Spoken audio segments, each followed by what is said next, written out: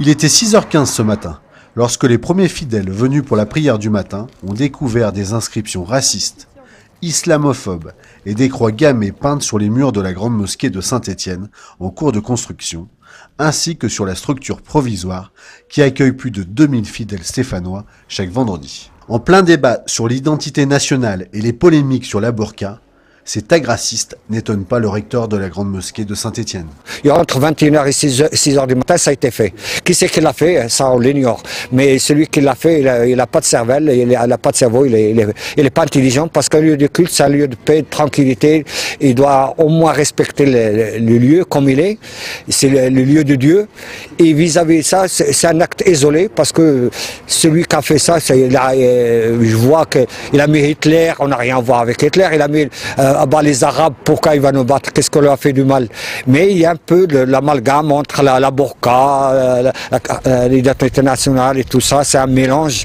Alors les gens, ça leur monte à la tête et ils viennent se venger sur nous. C'est les élections, est-ce que ça arrange quelques-uns, ça arrange quelques autres, je sais pas. Mais nous, on est victimes.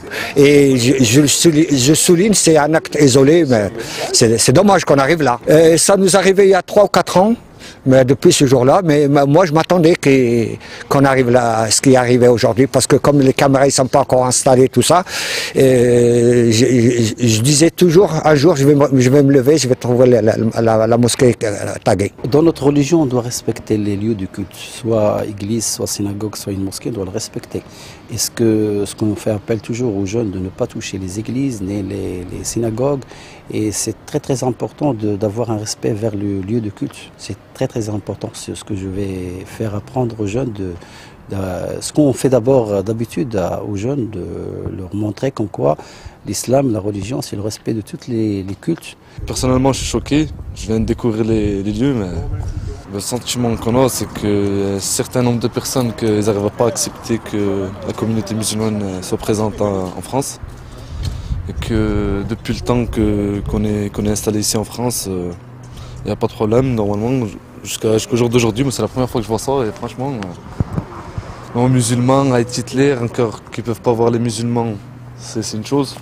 Mais qu'ils profanent des choses qui sont pour les idéologies d'Hitler et tout ça, ça commence à être grave. Mais je pense que c'est une minorité de personnes, c'est pas la plupart des gens. C'est une minorité de personnes, apparemment on dérange, mais voilà, c'est pas. Ça va passer, et espérons que ça va passer, et voilà quoi. Le Conseil régional et national du culte musulman ont condamné avec la plus grande fermeté cet acte qualifié d'ignoble. On va organiser une manifestation à la mosquée le 14 de ce mois, c'est un dimanche, de 14h à 15h.